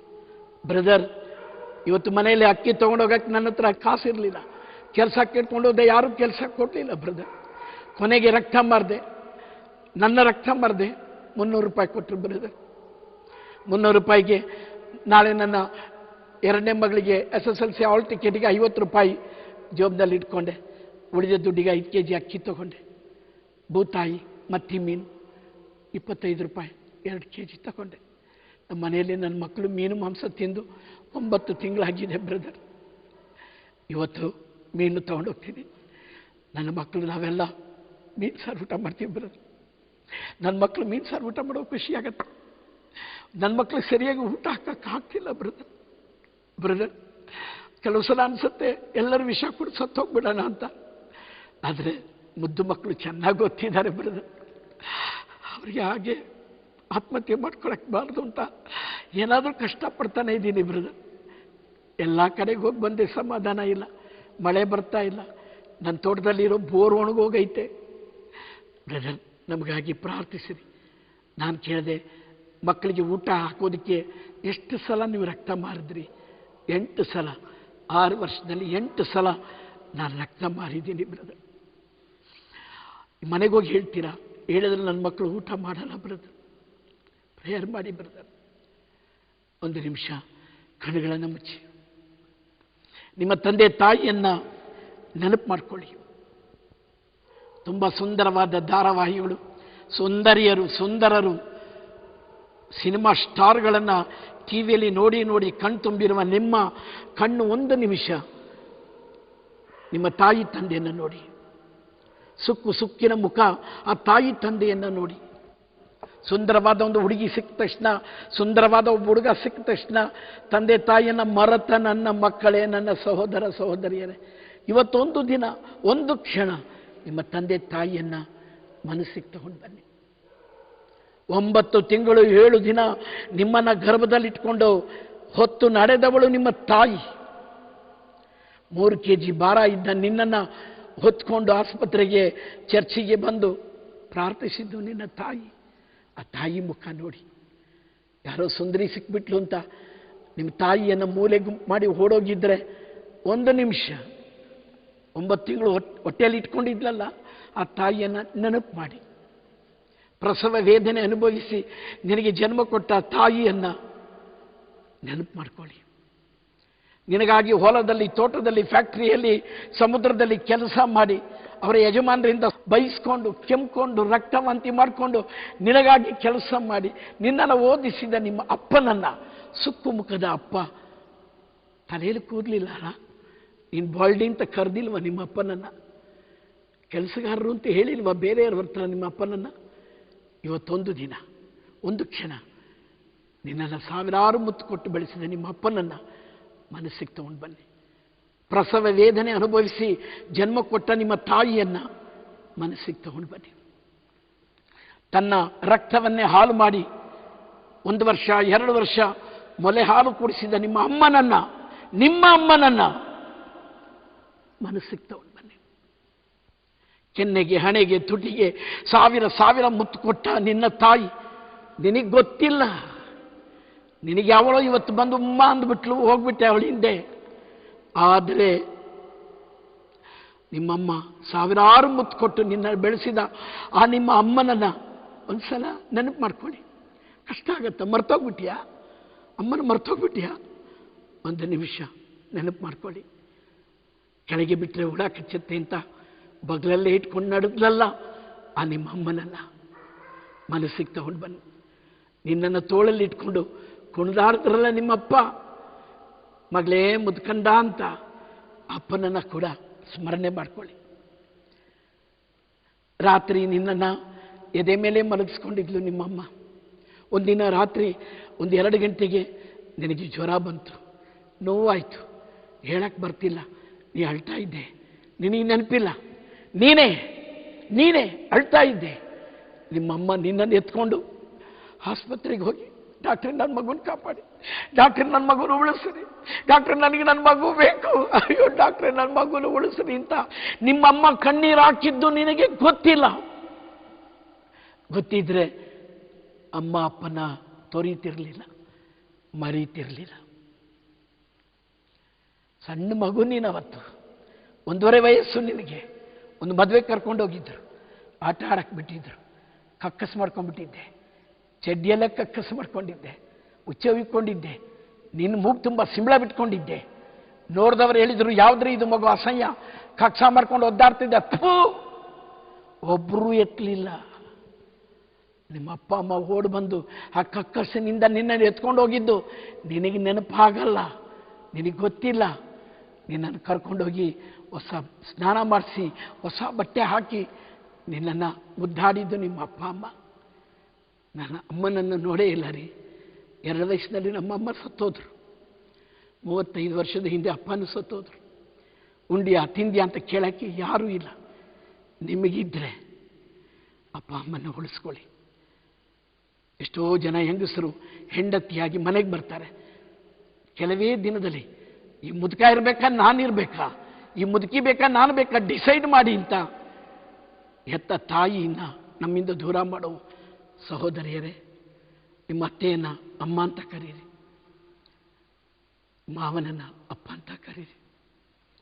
1 ನಿಮಿಷ ಕಣ್ಣುಗಳನ್ನು ಮುಚ್ಚಿ ಎದೆ ಮೇಲೆ ಕೈ ಇಟ್ಟು, ಆ ನನ್ನ ತಾಯಿಯನ್ನು ನೋಯಿಸಿದ್ದೀನ, ಬೈದಿದ್ದೀನ, ಹೊಡಿಯೋಕ್ಕೆ ಕೈ ಎತ್ತಿದ್ದೀನ, ಯಾರೋ ಒಂದು ಹುಡುಗಿ ಅಥವಾ ಯಾರೋ ಒಂದು ಹುಡುಗ ಬಂದ ತಕ್ಷಣ ಅಪ್ಪ ಅಮ್ಮನ ಮನೆಯಿಂದ ಹೊರಗೆ ಹಾಕ್ಬಿಟ್ನ, ವಯಸ್ಸಾದ ತಂದೆ ತಾಯಿಗೆ BP ಶುಗರ್ ಔಷಧಿ ತೊಗೊಳಕ್ಕೆ ಕಾಸು ಕೊಟ್ಟಿಲ್ವಾ, ಹೆಂಡತಿಗೆ 500, 1000, 10,000ದ ಸೀರೆ ಕೊಡಿಸ್ದೆ ಅಮ್ಮನ ಕೈನಲ್ಲಿ ಒಂದು 500 ರೂಪಾಯಿ ಕೊಡಲಿಲ್ವಾ, 4 ಮಾತ್ರ ಇಸ್ಕೊಳಕ್ಕಾಗಲಿಲ್ವಾ?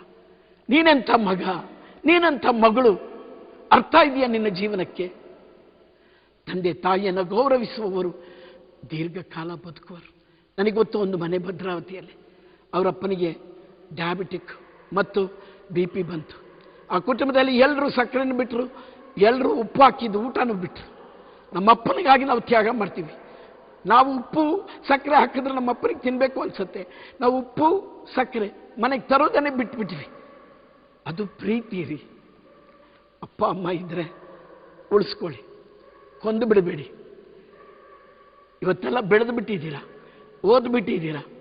ಈ ವಯಸ್ಸಾದ ಅಪ್ಪ ಅಮ್ಮ, ಇಂಗ್ಲೀಷ್ ಬರದ ಅಪ್ಪ ಅಮ್ಮ, ಒಳ್ಳೆ ಡ್ರೆಸ್ ಮಾಡಕ್ಕೆ ಬರದ ಅಪ್ಪ ಅಮ್ಮ, ಆದರೆ ನಿನ್ನನ್ನು ಪ್ರೀತಿಸುವ ಅಪ್ಪ ಅಮ್ಮ, ನಿನಗಾಗಿ ಪ್ರಾರ್ಥಿಸುವ ಅಪ್ಪ ಅಮ್ಮ, ನೀನು ಅಂದರೆ ಜೀವ ರೀ ಅವರಿಗೆ. ನೀವೆಷ್ಟು ತಪ್ಪು ಮಾಡಿದ್ರು ಕ್ಷಮಿಸ್ತಾರೆ, ನಿಮಗಾಗಿ ಪ್ರಾರ್ಥಿಸ್ತಾರೆ. ಆ ತಂದೆ ತಾಯಿ, ಆ ತಂದೆ ತಾಯಿಯನ್ನು ಗೌರವಿಸ್ರಿ, ಆ ತಂದೆ ತಾಯಿಯನ್ನು ಪ್ರೀತಿಸ್ರಿ. ಯಾವಾಗ ನೀವು ಪ್ರೀತಿಸ್ತೀರೋ ದೇವರು ನಿಮ್ಮನ್ನು ಆಶೀರ್ವದಿಸ್ತಾರೆ. ನೀವು ಅಳೆಯುವ ಅಳತೆಯಲ್ಲಿ ದೇವರು ನಿಮ್ಮನ್ನು ಅಳೀತಾರೆ. ನೀನು ಒಂದಿನ ಮುದುಕ ಆಗ್ತೀಯಾ, ನೀನು ಒಂದಿನ ಮುದುಕಿ ಆಗ್ತೀಯಾ. ಇವತ್ತು ನಿನ್ನ ತಾಯಿ ತಂದೆಯನ್ನು ಯಾವ ರೀತಿ ನೋಡ್ತೀಯೋ ಅದಕ್ಕಿಂತ ಕಡೆಯಾಗಿ ನಿನ್ನ ಮಕ್ಕಳು ನೋಡೋಕ್ಕೆ ಸ್ಟಾರ್ಟ್ ಮಾಡ್ತಾರೆ. ಕೈ ಮುಗಿದು ಕೇಳ್ಕೊತೀನಿ, ಕುಟುಂಬ ರೀ, ಕುಟುಂಬ, ಗಂಡ ಹೆಂಡತಿ ತಂದೆ ತಾಯಿ ಬಂಧು ಬಳಗ ಎಲ್ಲ ಸೇರಿ ಬಾಳುವಾಗ ದೇವರ ಪ್ರಸನ್ನತೆ ಬರುತ್ತೆ. ಯೇಸು ಹೇಳಿದ್ದು ಒಂದೇ, 2-3 ಜನ ನನ್ನ ನಾಮದಲ್ಲಿ ಎಲ್ಲಿ ಸೇರ್ತೀರೋ ನಿಮ್ಮ ಮಧ್ಯದಲ್ಲಿ ನಾನಿರ್ತೀನಿ. ವಯಸ್ಸಾದ ತಂದೆ ತಾಯಿಗಳೇ, ನಿಮ್ಮ ಮಕ್ಕಳನ್ನು ಕ್ಷಮಿಸಿ, ನಿಮ್ಮ ಸೊಸೆಯನ್ನು ಮಗಳೇ ಅಂತ ಕರೀರಿ, ಯಾವ ಕುಟುಂಬದಲ್ಲಿ ಸೊಸೆ ಮಗಳಾಗ್ತಾಳೋ, ಯಾವ ಕುಟುಂಬದಲ್ಲಿ ಅತ್ತೆ ಅಮ್ಮ ಆಗ್ತಾಳೋ ಆ ಕುಟುಂಬದಲ್ಲಿ ಸಮಾಧಾನ. ಕೂಡಿ ಬಾಳಿದರೆ ಕುಟುಂಬ, ಕೂಡಿ ಪ್ರೀತಿಸಿದಾಗ ಸ್ವರ್ಗ. ಕೂಡಿ ಬಾಳೋಣ. ಕಣ್ಣುಗಳನ್ನು ಮುಚ್ಚಿ ಒಂದು ನಿಮಿಷ ಪ್ರಾರ್ಥಿಸ್ತೇನೆ. ಭೂಮಿ ಆಕಾಶಗಳನ್ನು ಸೃಷ್ಟಿ ಮಾಡಿದ ದೇವರೇ, ಯೇಸುವೆ, ಒಂದು ಕುಟುಂಬದಲ್ಲಿ ನೀವು ಜನಿಸಿದ್ದೀರಿ. ಮಾತೆ ಮರಿಯ, ಸಂತ ಜೋಸೆಫರಿಗೆ ಮಗನಾಗಿ 30 ವರ್ಷ ಬಾಳಿದಿರಿ. ಯೇಸುವೆ, ಒಂದು ಕುಟುಂಬಕ್ಕೆ ಎಷ್ಟು ಇಂಪಾರ್ಟೆನ್ಸ್ ಅಂತ ತೋರಿಸ್ಕೊಟ್ರಿ. ಕುಟುಂಬಸ್ಥರು ಹೇಗಿರಬೇಕು ಅಂತ ನಿಮ್ಮ ವಾಕ್ಯ ಹೇಳ್ತಾ ಇದೆ. ಯೇಸುವೆ, ನಾವು ಕೂಡ ಒಂದು ಒಳ್ಳೆಯ ಕುಟುಂಬಗಳನ್ನಾಗಿ ನಮ್ಮನ್ನು ಮಾರ್ಪಡಿಸಿ. ಪರಿಶುದ್ಧಾತ್ಮರೇ ನಮ್ಮ ಕುಟುಂಬದಲ್ಲಿ ಇಳಿದು ಬರಲಿ. ನಮ್ಮ ಕುಟುಂಬದಲ್ಲಿ ಬಂದು ಸೇರಿರುವ ದುರಾತ್ಮಗಳು, ದುಷ್ಟಾತ್ಮಗಳು, ಕಾಮಾತ್ಮಗಳು, ದುಶ್ಚರಗಳು, ದುರ್ಗುಣಗಳು ಯೇಸು ನಾಮದಲ್ಲಿ ಬಿಟ್ಟು ಸುಟ್ಟು ಬೂದಿಯಾಗಲಿ. ನಮ್ಮ ಕುಟುಂಬ ಒಡೆಯುವ ಯಾವುದೇ ಶಕ್ತಿಗಳನ್ನು ಯೇಸು ನಾಮದಲ್ಲಿ ಸುಟ್ಟಾಗ್ತಾ ಇದ್ದೇನೆ. ಇದುವರೆಗೂ ಬಂದ ಎಲ್ಲ ಡಿಸ್ಟರ್ಬೆನ್ಸ್ಗಳು ಬಿಟ್ಟು ಹೋಗಲಿ, ಕುಡಿತದ ಚಟಗಳು ಬಿಟ್ಟು ಹೋಗಲಿ, ದ್ವೇಷ ಅಸೂಯೆಗಳು ಬಿಟ್ಟು ಹೋಗಲಿ, ಯೇಸು ನಾಮದಲ್ಲಿ ಬಿಟ್ಟು ಹೋಗಲಿ. ಯೇಸು ಬಾಳುವ ಕುಟುಂಬ, ಈ ಕುಟುಂಬದ ಮೇಲೆ ಯಾವುದೇ ಸೈತಾನನಿಗೆ ಅಧಿಕಾರವಿಲ್ಲ. I commanding in the name of Jesus. Amen, amen. ಯಾರಿಗೂ ಬೈಬೇಕು, ಯಾರಿಗೂ ನೋಯಿಸಬೇಕು ನನ್ನ ಉದ್ದೇಶ ಅಲ್ಲ. ನಾವು ಕುಟುಂಬ ಪ್ರೀತಿಯಿಂದ, ಐಕ್ಯತೆಯಿಂದ, ಕ್ಷಮೆಯಿಂದ, ಪ್ರಾರ್ಥನೆಯಿಂದ ಬದುಕಬೇಕು ಅನ್ನೋ ಉದ್ದೇಶ. ನನಗಂತೂ ಕುಟುಂಬ ಇಲ್ಲ. ನಿಮಗಂತೂ ಕುಟುಂಬ ಇದ್ದರೆ ಕುಟುಂಬದೊಂದಿಗೆ ಪ್ರಾರ್ಥಿಸಿರಿ, ಪ್ರೀತಿಸಿರಿ, ಕ್ಷಮಿಸಿರಿ.